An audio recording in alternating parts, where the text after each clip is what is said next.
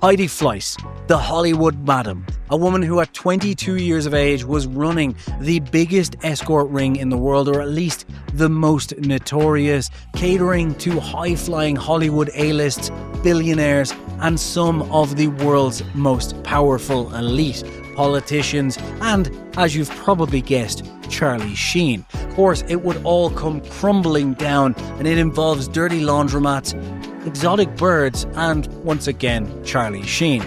This is The Hollywood Madam. I'm Jason Hassett, and welcome to The Jason Hassett Show. Do it live! I am not going to exploit. 200. A Pizza Express in Woking. Your line of questioning is transphobic. Now watch this drive. Fucking thing sucks! Hello, everybody, and welcome to The Jason Hassett Show. And today, we're going to talk about something interesting, as you've probably seen from the intro, so I won't harp on about it. The Hollywood Madam, Heidi Fleiss even, who went on to run one of the biggest, most historic, big and beautiful prostitution rings in the world, making tons and tons of money. And it's an interesting story, so no need to continue my bald, fat head flapping about it, and we just jump straight in. Before we do, though, just to quickly tell you how this is going to go. So I have compiled research from the interwebs about this story. And as you may be aware, the interwebs is not the most accurate place in the world to find the information. So if I say something which is inaccurate, or if you have some information I've missed or anything interesting to add, please use the comments to add something to the conversation, to enlighten us, and to correct me, instead of turning the comments into what it normally is, a cesspit of lost dreams and hurt desires. So let's jump into it. Heidi Fleiss was born Heidi Lynn Fleiss in Los Feliz in Los Angeles in California, all the way back in 1965, which I believe is around the time of the Big Bang, or at least that's what I tell my mother, who was born 2 years after that. Her father, Paul, was a prominent pediatrician. I believe that's feet people, right? And he was known for treating, I was joking. He was known for treating both celebrity children and those of modest means. And her mother, Alyssa, was a school teacher for the famous or the impoverished. I'm not sure which, to be perfectly honest. So Heidi grew up as one of 6 siblings in a relatively middle-class household. And though her parents eventually divorced, nothing went wrong with her feelings towards men, relationships, and sexual encounters. Definitely not. Foreshadowing. Tell I'm a film director, can't you? I'm on IMDb, so I mean, you know, according to Hollywood, that means you're practically Ron Howard.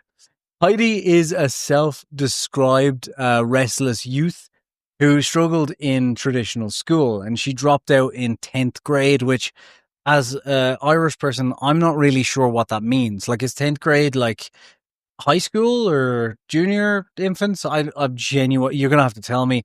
But later she earned her GED at 16 years of age. So I'm guessing 10th grade is like high school. During her teens, she preferred real world adventures over classrooms. Right. Hanging out at the Santa Anita Park and Malibu beaches instead of doing homework, which to me seems like a solid decision because it worked for Charlie Harper, aka Charlie Sheen. Friends apparently said she was always looking for something to do. And Heidi Fleiss wanted a much more glamorous life beyond her middle-class Los Angeles lifestyle. Something we all aspire to, don't we? We all want to get there in life. And, you know, I'd probably run a brothel, to be honest. It'd be fun, I guess. I know it's illegal, but it would be, like, genuinely, like, it would be good crack. Crack, by the way, is Irish for fun, before I get any hassle from the TSA like I did last time. At age 19, Heidi gets her first taste of high society. A friend brings her to a lavish party in Beverly Hills at the estate of Bernie Cornfield.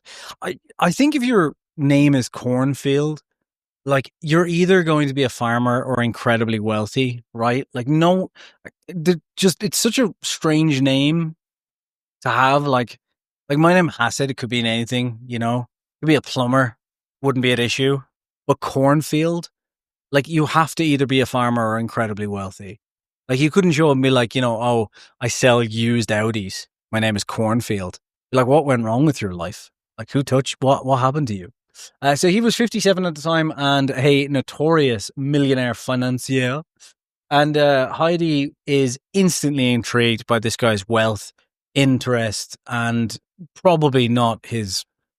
So she begins to have a relationship with the opulent Bernie, and they travel the world together for the next several years. She was 19 at the time, he's 57. And looking back on this, when she talked about it later on, she said, I don't like them under 45. Show me a 60-year-old man with millions of dollars. And frankly, I mean, listen, you know, you can judge all you want, but the tables were turned. You know, every guy would be with an old woman. But in reality, she is soaking up lifestyle in private jets and so on. So she told her unsuspecting parents that she's merely Cornfield's secretary, which, as a father of a daughter, I don't think I would buy even, to be honest. I guess you do, though, don't you? You just believe them. But yeah, in reality, she's soaking up the lifestyle. She's going on private jets, luxury hotels, floating around elite circles. And this formative experience essentially becomes her new medium, her new baseline that she needs to fulfill going forward. And then the modest lifestyle of a middle-class income no longer gets the fire under her. So this kind of plants a seed for all of her future endeavors, shall we call them. It's a nice way to put it. As the late 1980s approaches, a time of measured calmness, understatement. I'm kidding. A time of absolute madness. Think Wolf of Wall Street. Think Wall Street itself. Gordon Gekko. Greed is Good. The Lamborghini Countach. And of course, a young Jason Hassett being brought into the world, as his mother describes, a happy accident. Cornfield ends the relationship reportedly over his difficulty to stay monogamous. Go figure. Heidi returns to Los Angeles hungry for independence and success, but this time on her own terms. She drifts through odd jobs from selling flowers to waitressing. And the Hollywood party scene where she befriends both wealthy patrons and working girls begins to become her nightly norm. Around this time, she meets Ivan Nagy, a Hungarian-born film director, and he is nearly 30 years older than her, in his late 50s, early 60s, who becomes her boyfriend. So clearly she wasn't kidding with that, you know, give me a guy over 45 speech. Though through Nagy, Heidi is introduced to the city's reigning underground madam, Elizabeth Madam Alex Adams. So Madam Alex, who runs an upscale call girl ring, catering to LA's rich and famous.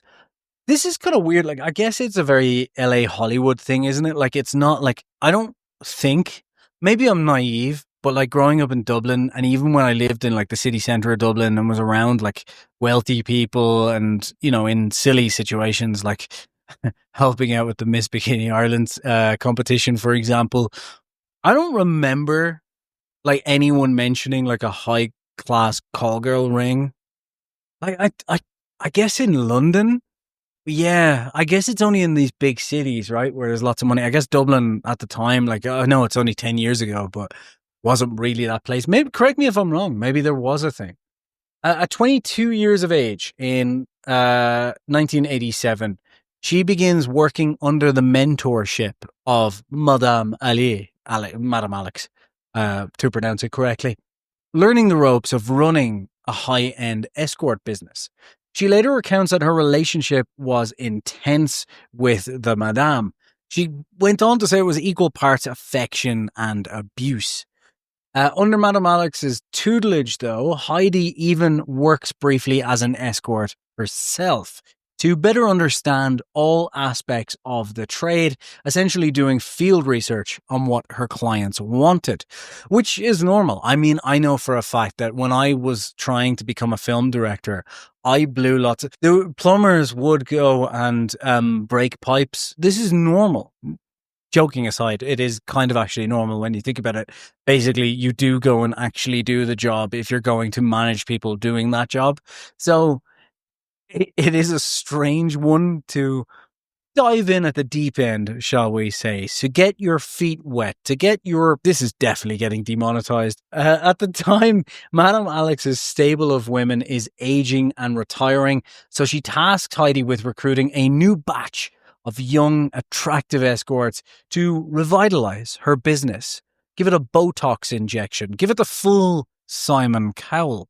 Heidi proves adept at this recruitment role, showing a keen eye for the type of women and discretion that wealthy clients prefer. Basically, hot young women that can keep their mouths quiet. I don't know. Seems pretty straightforward, but then I've never been in that world. Allegedly. No, I haven't though. Honestly, Judge. Heidi quickly absorbs Alex's methods, though. Strict client confidentiality, premium pricing, and a discerning set of rules for the girls. So, for example, one of the unorthodox rules that Heidi had was that none of the girls could be too pretty or have hair that was too long. And her reasoning behind this was essentially that she wanted to ensure that these wealthy clients didn't fall in love with these girls. And by having them like overly pretty or with long hair and not looking kind of like your typical whore, your whore out on the street. You want them looking like a whore. So basically that was essentially what she was thinking by the sounds of it. But yeah, she didn't want to lose them, and frankly lose business. So she would have kind of girls that would be alluring, but not too glamorous. Basically not wife material, I guess, is the most, horrible way to put it, I suppose, in this new age where we're not supposed to smoke, be misogynistic, or frankly talk about things like this. But here we are. Don't forget to subscribe. Heidi also learns to ensure the women's safeties and morale.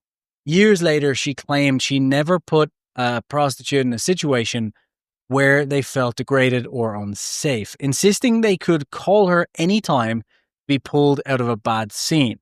Which, you got to give her a little bit of credit there. She didn't want them being taken by husbands or by thieves. Husbands, no husbands, no hoes. It's good rules.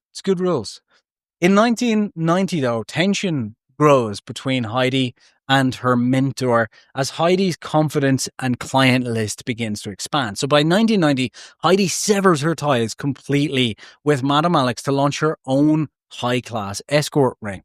This was a lot like, I would imagine, when, the auto union went out on its own as Mercedes spun it off to Volkswagen and turned around and became Volkswagen's competitor to Mercedes. You can tell I have an automotive channel, can't you? Heidi later alleged that Nagy sold her to Madame Alex to settle a $450,000 gambling debt. Which, he was Hungarian. And I love Hungary. Budapest is, and I say this as a guy from Dublin, Budapest is the best city in Europe. But, those Hungarian guys, they're entrepreneurial. They're quite big and strong. So they're good guys. That's what I'm going to say. Essentially trading Heidi's future earnings for his own relief. Nagy vehemently denies this, of course. The last thing I wanted to do was to sell her to Alex, but true or not, the anecdote underscores the drama and distrust kind of brewing behind the scenes of all this. But what was clear was that by 1990, the ambitious young Heidi was ready to go independent. And this is, I guess, where she starts to become the namesake of this video, the Hollywood Madam. So from 1990 to 1991, the Fleiss empire begins to emerge. In her early 20s, Heidi establishes this thriving, upscale escort agency in Los Angeles, operating largely via word of mouth among Hollywood elites and business magnates, as you can imagine. Not kind of something you're going to put on Facebook, mainly because Facebook didn't exist in 1990. Craigslist either. I know, I'm as shocked as you, but that's what came up in the research. But when I was around, I was 3 years of age when this happened. There was no interwebs. In fact, the guy who invented the interwebs, Tim Berners-Lee, I'm getting that totally wrong, haven't I? I'm literally like, I studied computer science and I can't remember. I think it's Tim Berners-Lee, but yeah, he hadn't created the World Wide Webs yet. So there was just a DARPANET. So yeah, there was technically an internet. There wasn't a World Wide Web, but the point is she wasn't advertising on her BlackBerry. She was letting people talk about this the old fashioned way, just speaking about it, saying, listen, dog, got some high class putang last night. And I know you've got money. And I know she's got more. Yeah, I don't know where. I'm just going to move swiftly on. So she works out of the luxurious Benedict Canyon home that she purchased in her father's name, that effectively serves as a headquarter for, doing all of her managerial work in this perfectly legal business.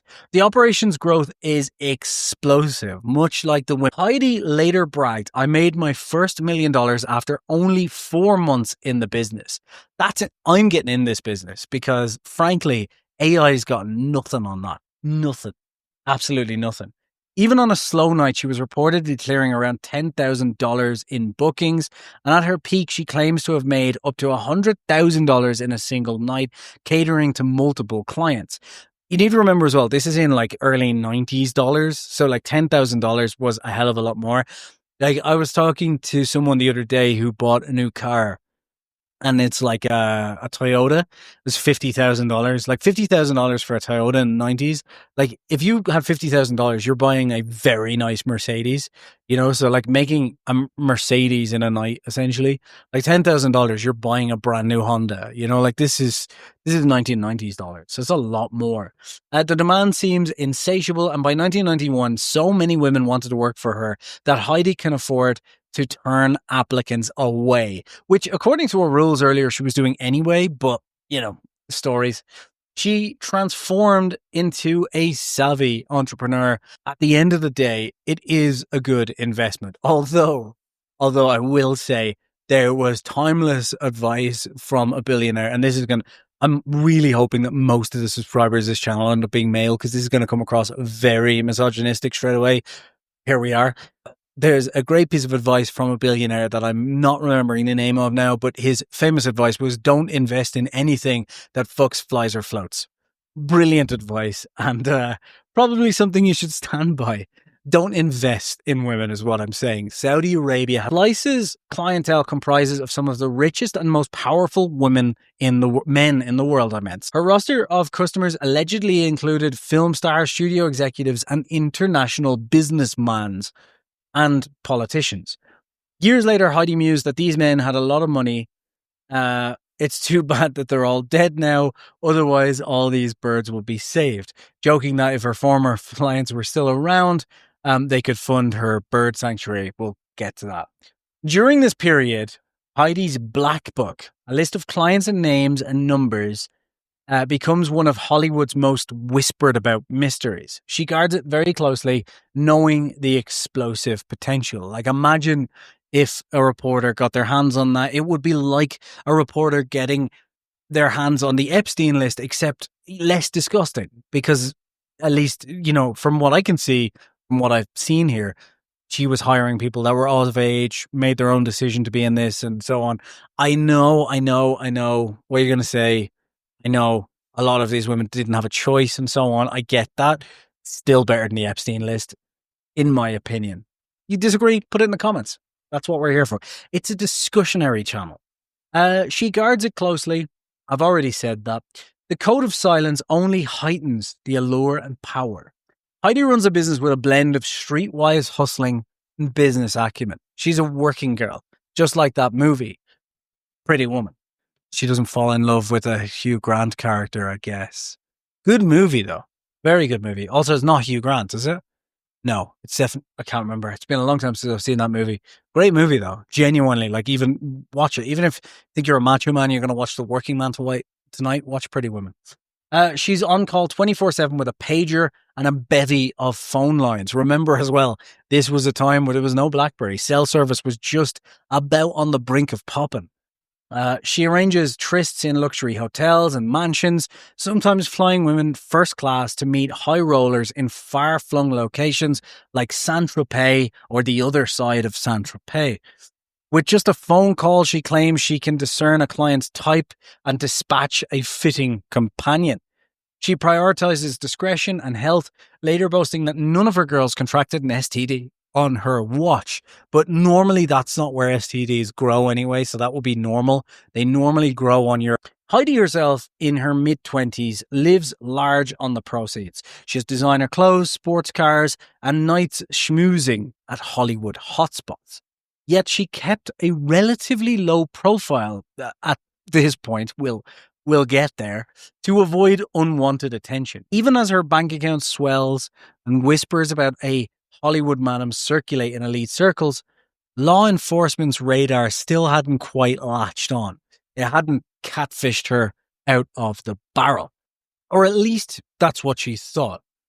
The problem is with any of these stories, think Molly's Game, think another one of these that I can't think of off the top of my head. There's just too many people involved and too many elite people as well with big egos for any one of the escorts, the high-flying clientele, Madam Alex, Naji, anyone to just kind of say, look, this is what's going on. And this is very much something that police are going to do something about. This is going to be a high-profile case.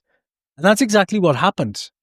Basically, on June 9th, 1993, everything came crashing down. So there was a dramatic police sting set up at the Beverly Hilton Hotel, acting on a joint Beverly Hills and LA police investigation. Undercover officers pose as wealthy clients at a supposed bachelor party that Heidi had arranged, complete with a roster of her call girls in attendance. The moment money was exchanged and the escort begins to undress, detectives swarmed the hotel suite, and simultaneously another team of officers moved in to arrest Heidi at her home, ensuring the madam and her employees were all caught in one fell sweep. They carefully coordinated the raid successfully, and Heidi is arrested and perp walked into the headlines finally as the Hollywood madam. The insane part about this entire story, though, is that she was only 25 when this all went down, which is absolutely bonkers. That's what happened in the busts. But you're probably wondering, how did we actually get here? So as I said earlier, the assumption is that someone sold her out. Luckily, time has passed. We now know what happened in the months leading up to the big sting, to the big... can't think of an escort pun. In the months leading up to the bust, authorities had help from an insider. I know, didn't I tell you? And if you remember me telling you, hit that like and subscribe button. Former call girl Alexandria Datig, one of Heidi's ex-prozzies. Prozzies? It's great when you say it in a Scottish accent, prozzies, yeah. Who had grown disillusioned. I called it. I called it. I know I did this research, but I also forgot about this research. So I'm taking this as a win. Dadig became a confidential informant, providing detectives with key intel, credit card numbers, phone records, client details, and everything that mapped out Heidi's big money operation. She even introduced an undercover detective to Heidi as a new customer, setting the trap in motion.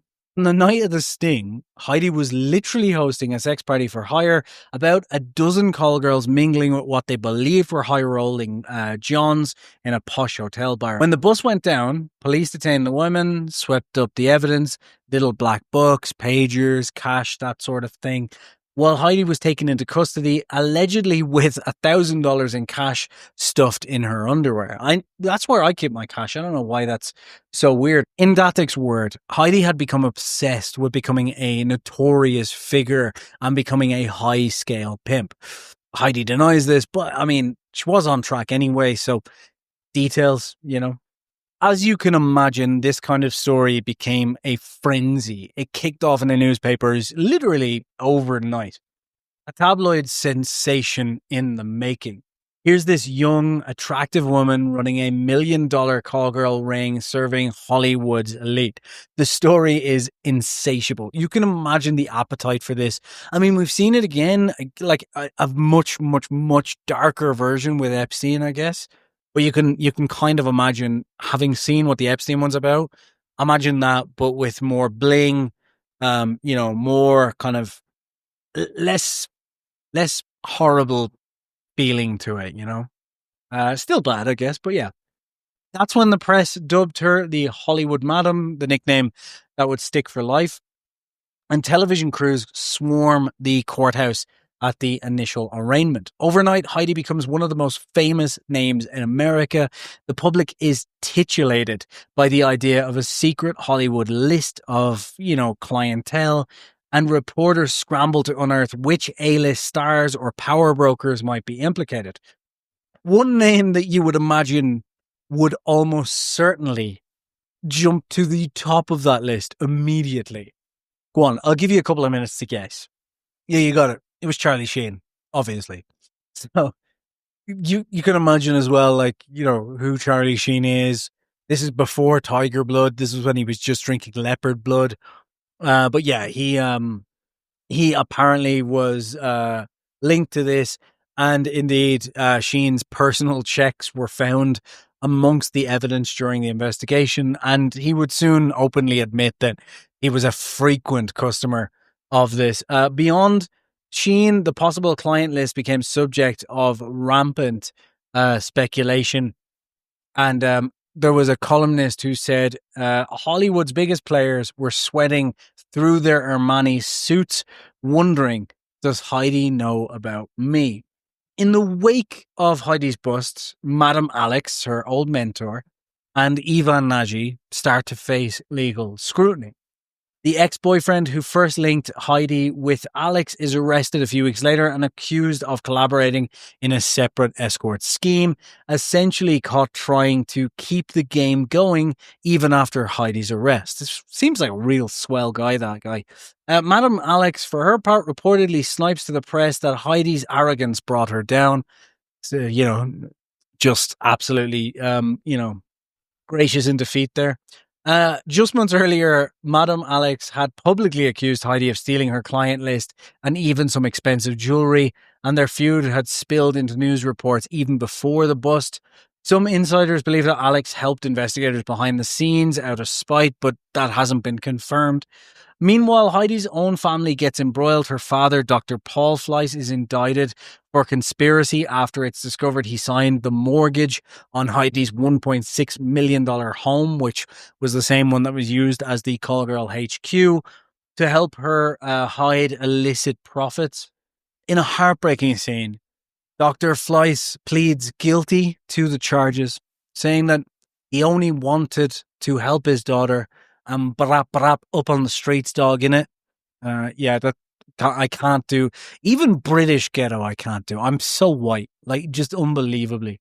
But yeah, so he said he only wanted to help his daughter, which I guess fair enough. He receives probation and community service, sparing him prison times. And this was a lenient sentence, as supporters and even the judge acknowledges. But his previous sterling reputation kind of helped him over the line there. Heidi, distraught at her beloved father's downfall, tearfully tells reporters, "I'm so sorry. He didn't deserve any of this." So Heidi in 1994 starts to go on trial, facing charges for all of this, including multiple counts of something known as pandering, which is the actual name of the offense for procuring prostitutes, which I just find such a funny, strange way to put it. Like, are you pandering? What are you pandering about? Like just a strange, it just seems very it seems a very British way of putting it, not a very American one. But yeah, the trial begins in late 1994. And as you can imagine, it's a media circus, paparazzi staking outside, and a parade of glamorous young witnesses and salacious details start to emerge. Prosecutors depict Heidi as a shrewd profiteer who lived off the earning of escorts even, not exports. While her defense argues she's being scapegoated for a victimless crime. I'm not getting into this argument, actually. I'm not victimless in lower circles. I was going to say like in higher end circles, but I don't know these girls. I don't know their backgrounds. I'm not, not getting into it. But the most sensational moment is when one of the 2.5 men takes the stand as Charlie Sheen himself is called to testify. In July 1995, a visibly nervous Sheen injects himself with tiger blood. No, I'm kidding. Gives videotape testimony to avoid the in-person spectacle, in which he candidly admits to hiring Heidi's escorts at least 27 times, spending over $50,000 on her services. I love sex and I can afford it, is his exact words from that. Oh God, I love Charlie Sheen. What a legend. Winning. But yeah, he basically, he didn't want the public shame of being on camera at the time. You got to remember he's a lot younger as well. He wasn't, winning so much back then. But yeah, he seemed unapologetic about it. It's just, this was his lifestyle basically. Sheen's checkbook ledgers with memo lines cryptically referring to model names are shown in court, essentially corroborating the prosecution's case that Heidi brokered, escorts for cash. Then when it comes to the verdict, on a few of the counts, the jury is, unlike a lot of her clients, hung. However, she is found guilty on 3 counts of pandering and sentenced to 3 years in state prison and a fine as well. A verdict she vows to appeal. At the age of 29, the party appears to be over for the Hollywood madam. The judge pointedly tells her she's being punished not for her notoriety, but for breaking the law. Throughout this trial, though, which was a media circus, Heidi paradoxically becomes both notorious and to some oddly charismatic. As you can imagine, like someone in that position is probably going to be pretty good at winning people over. And also just, she kind of comes with that glamour, alongside it. She often arrives in court in designer suits, flashing a confident smile at the cameras. Talk shows debate her case nightly. Is she an empowered businesswoman or a menace to society? And in interviews during this period, Heidi remains defiant. She said it's a high price to pay when she talks about her legal woes, but she pointedly refuses to name any clients beyond those dragged into court. She appears on the cover of tabloids as a symbol of Hollywood's hidden sexual deviance. Interestingly, Heidi shows flashes of humor and resilience, and in one 1995 interview, shortly before heading to prison, she jokes about how absurd it is that the whole world knows what I do for a living now. Comedian Ruby Wax later that year did an interview with her for the BBC, finding her both candid and coy at the same time.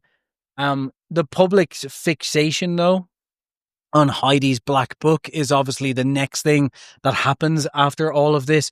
Who's in it? Will she spill names?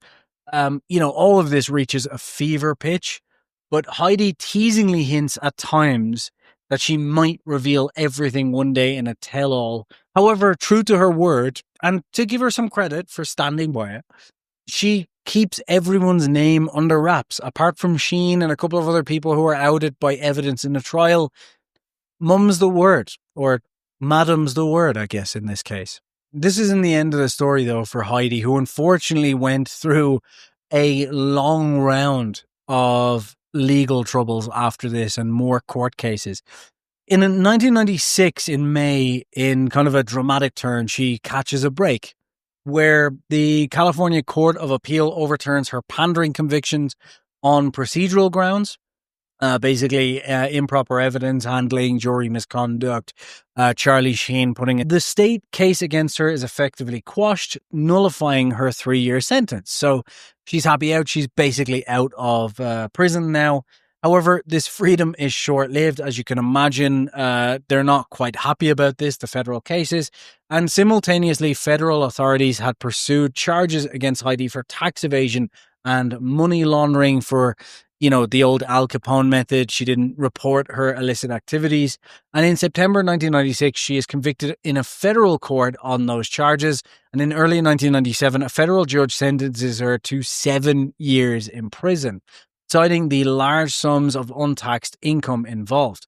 This sentence is later reduced and she officially serves 37 months, just over 3 years in prison.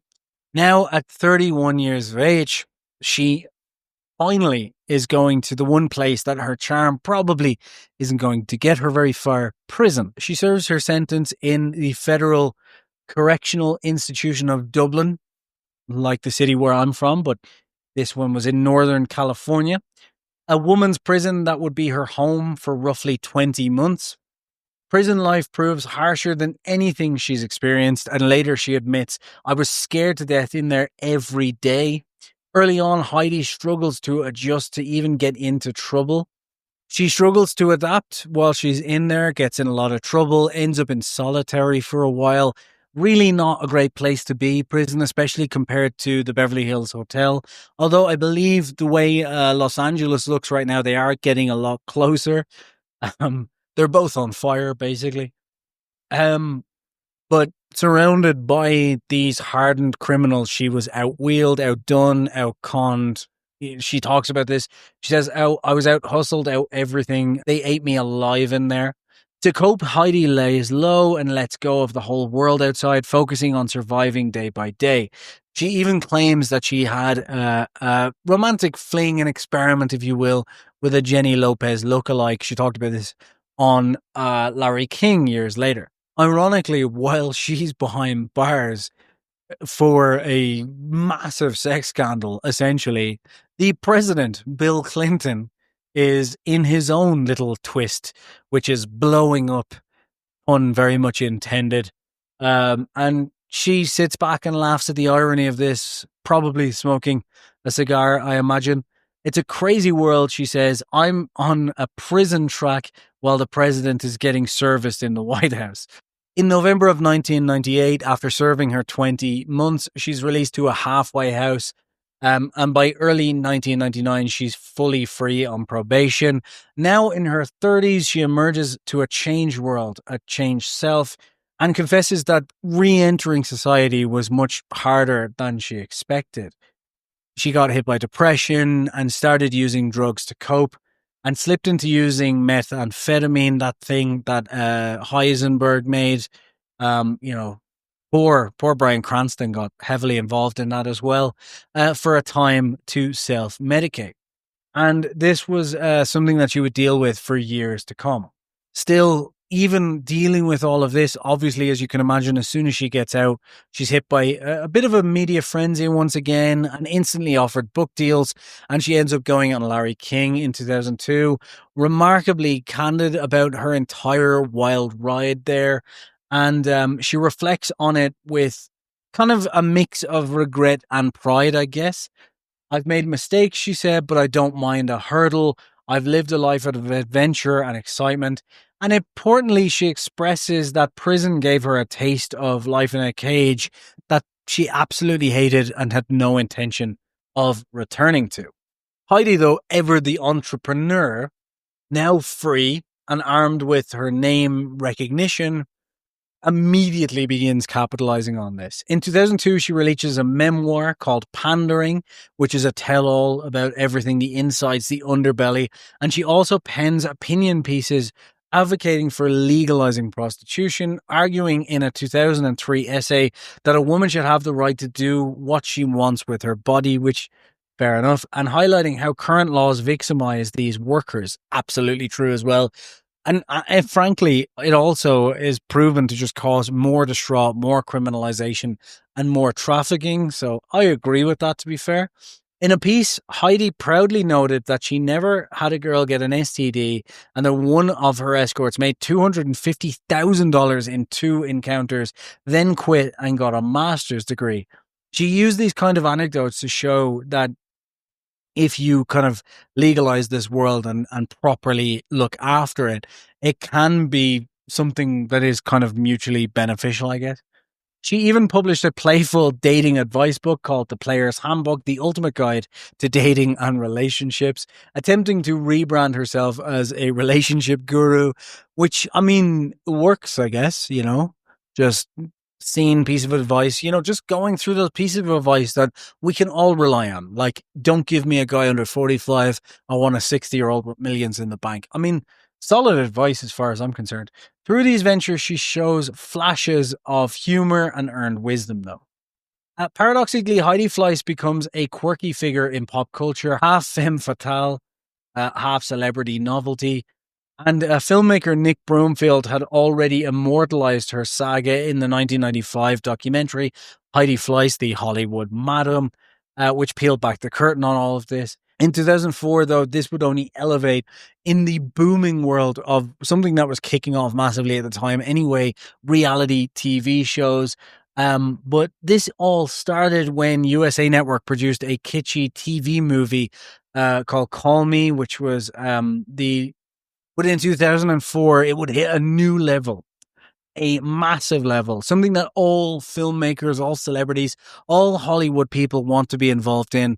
A straight-to-TV movie called Call Me, which was produced by the USA Network. The rise and fall of Heidi Fleiss, where Heidi was portrayed by the wonderful Jamie Lynn Sigler, who you may know as Meadow Soprano. Yeah, very good.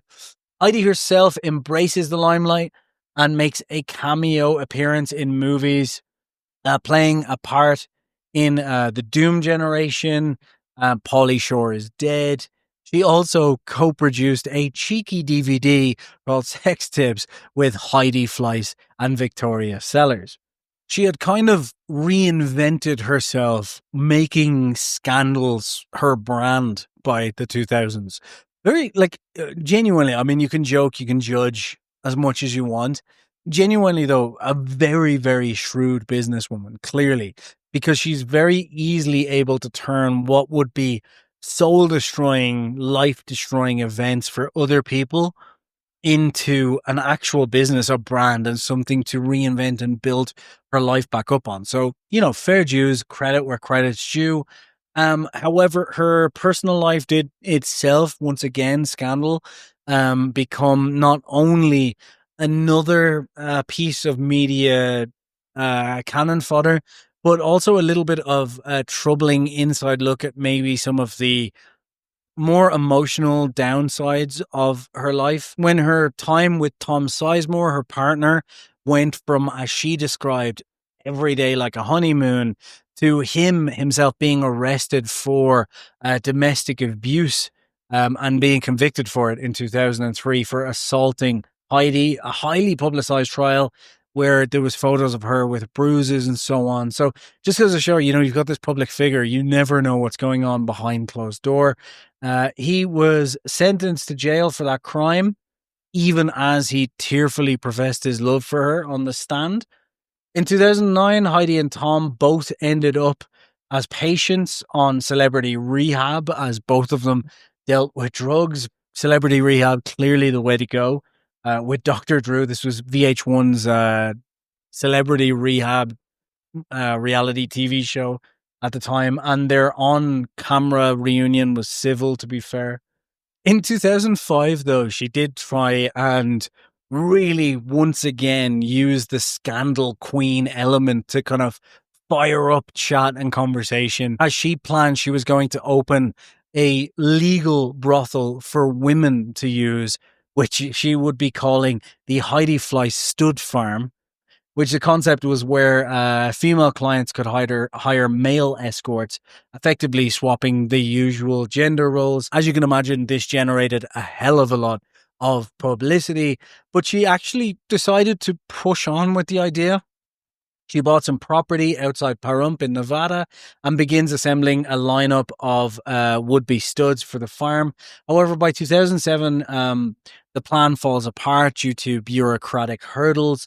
What Heidi terms a slight bureaucratic mix-up was essentially the fact that Nevada's brotheling rules were frankly going against her in a big way. Undeterred, though, she shifts gear and opens a laundromat in Pahrump called the Dirty Laundry, which, yeah, So basically, from what I can figure out, while these records I don't think were made public, from what I could see, essentially, the brothing rules don't allow you to run a brothel if you were formerly a convict.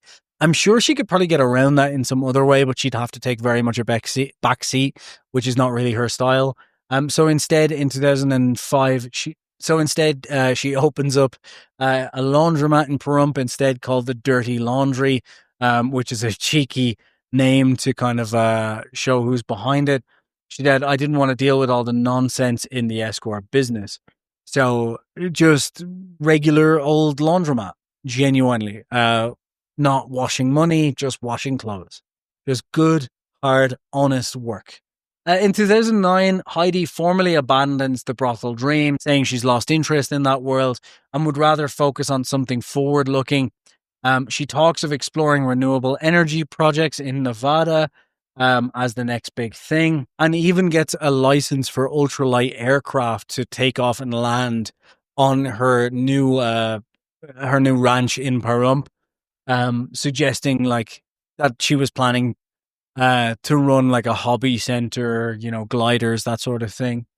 And in 2010, though, the height of her fame hits in when she joins possibly the biggest show on television, one that I think we all know of as up there with Scorsese's Casino or Ron Howard's Apollo 13 in the UK's final season of Celebrity Big Brother. Terrible show in its first season. I can't imagine what a final season looked like. I don't think that's the type of show that gets better, frankly. I think it gets worse, right? After that, though, Heidi changed her entire life to something very different. She turned her Pahrump estate, her Pahrump ranch, into an exotic bird sanctuary, living her life trying to save endangered species, which just completely is a marketable difference from what she was doing before. She wasn't void of legal troubles. In 2013, she got in trouble for growing 400 cannabis plants on that very same ranch.